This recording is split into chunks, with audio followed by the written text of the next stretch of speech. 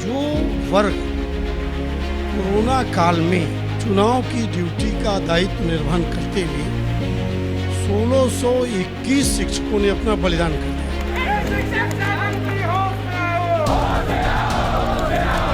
तो शिक्षण कार्य के लिए उसे एक निश्चित वेतन देती है। शिक्षण कार्य के अलावा 30 ऐसे काम ऑफलाइन लिए जाते हैं जो उनका दायित्व नहीं है। देश के सबसे बड़े सूबे में इन दिनों लोकसभा चुनाव में मिली हार पर बीजेपी का मंथन चल रहा है, तो दूसरी तरफ टीचरों के डिजिटल अटेंडेंस का मुद्दा सरकार के लिए मुसीबत का सबब बनता जा रहा है। लेकिन अब इसमें एक नई मुसीबत ये जुड़ गई है कि टीचर तो विरोध में खड़े ही थे, अब बीजेपी की एक एमएलसी ने भी बगावत के सुर बुलंद कर दिए हैं। गोरखपुर फैजाबाद स्नातक सीट से बीजेपी के एमएलसी देवेंद्र प्रताप सिंह ने सीएम योगी को चिट्ठी लिखकर कई सवाल खड़े किए हैं। उन्होंने लिखा है, आपके प्रदेश के सुशासन और कानून व्यवस्था की हर जगह सराहना होती है, यहाँ तक कि राष्ट्र के बाहर भी आपके मॉडल की चर्चा होती है। अचानक फिर ऐसा क्या हुआ कि प्रदेश की जनता सरकार से नाराज हो गई? कई कारण एक साथ मिल जाने से 2024 का परिणाम खराब रहा। जनमानस में सरकार की छवि शिक्षक और कर्मचारी विरोधी बन गई है। इसके लिए जिम्मेदार नौकरशाह हैं। उनके लिए गए फैसलों से जन आक्रोश भड़क उठा है। नौकरशाहों द्वारा लिए गए निर्णय सरकार के लिए अभिशाप बन गए हैं। इसी चिट्ठी में देवेंद्र प्रताप सिंह आगे लिखते हैं, कोरोना काल में जब खून के रिश्ते भी बेईमानी हो गए थे, ऐसे संकट काल में चुनावी दायित्व का निर्वहन करने में 1621 शिक्षक अकाल मृत्यु के शिकार हुए थे, लेकिन उनका लोकतंत्र के लिए दिया गया बलिदान भुला दिया गया। भारत को पोलियो में विश्व रिकॉर्ड दिलाने वाले शिक्षकों को डिजिटल हाजिरी के नाम पर अपमानित और प्रताड़ित किया जा रहा है।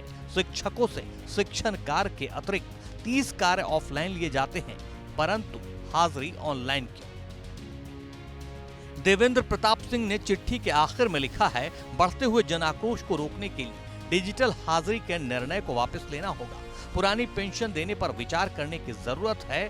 सुप्रीम कोर्ट ने अपने अंतिम आदेश में कहा कि तदर्थ शिक्षकों की लंबी सेवा को देखते हुए हम इन्हें बाहर करने की मंशा नहीं रखते। सुप्रीम कोर्ट की इस भावना का आदर करते हुए तदर्थ शिक्षकों को रिक्त पदों पर भरना चाहिए। इस चिट्ठी के सामने आने के बाद एबीपी ने जब देवेंद्र प्रताप सिंह से बात की तो उन्होंने डिजिटल अटेंडेंस के साथ साथ यूपी में नौकरशाहों पर करप्शन के भी इल्जाम लगा डाले। पूरे प्रदेश में किसी भी विभाग में डिजिटल अटेंडेंस नहीं है। सरकार को कोई नीति बनानी हो तो ध्यान में रखना चाहिए कि सभी वर्गों के लिए नीति और नियम समान बने। जब प्रदेश के किसी विभाग में डिजिटल अटेंडेंस नहीं है तो फिर उस वर्ग का डिजिटल अटेंडेंस क्यों लिया जा रहा है? आप जाइए गंज में और एक सैमसंग का स्मार्टफोन खरीदिए। वो फ़ोन मिलेगा, पहले तो 7,500 में मिलता था, अब मिलेगा 6,000 में भी, 5,000 में मिल सकता है। वही स्मार्टफोन जो आउटडेटेड हो गया था, अधिकारियों ने दुगने दाम पर खरीदा। से महत्वपूर्ण भूमिका प्राथमिक शिक्षक निर्वहन करते हैं। चुनाव का पूरा दायित्व इन्हीं के कंधों पर होता है। एक शिक्षक जब सरकार नियुक्त करती है तो शिक्षण कार्य के लिए उसे एक निश्चित वेतन देती है। शिक्षकों से शिक्षण कार्य के अलावा 30 ऐसे काम ऑफलाइन लिए जाते हैं जो उनका दायित्व नहीं है।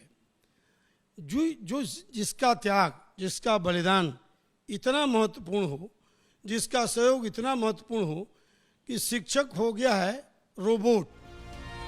यानी एमएलसी देवेंद्र प्रताप सिंह ने टीचरों के अटेंडेंस के बहाने योगी सरकार और बीजेपी को 2027 के विधानसभा चुनाव के लिए अभी से सावधान कर दिया है। ठीक उसी तरह जैसे दोहा है, निंदक नियरे राखिए आंगन कुटी छवाए। देखना है अब बीजेपी और योगी इस निंदा को किस अंदाज में लेते हैं।